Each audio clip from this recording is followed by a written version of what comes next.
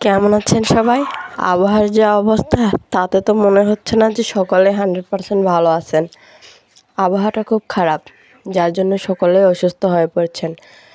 প্রায় 96% লোকই এখন বর্তমানে অসুস্থ আবহাওয়ার কারণে। কারো জ্বর, কারো ঠান্ডা, কিছু না কিছু লেগেই আছে। আমারও কাশি, সর্দি, জ্বর সব কিছুই হয়েছে, যার জন্য আমি কিছু খেতে পাচ্ছি না বলে আমার শাশুড়ি আমাকে মাছ দিয়ে একটুখানি ঝোল রেখে রান্না করে দিল।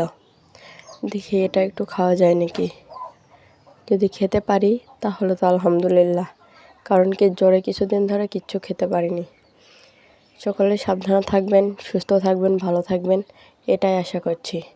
আর হ্যাঁ, সবসময় সকলের জন্য সকলেই পাশে থাকবেন, কমেন্ট করে, লাইক করে, অ্যান্ড অবশ্যই শেয়ার করবেন ভিডিও যারা শেয়ার করবেন তাদের পাশে সবাই সবসময় থাকে।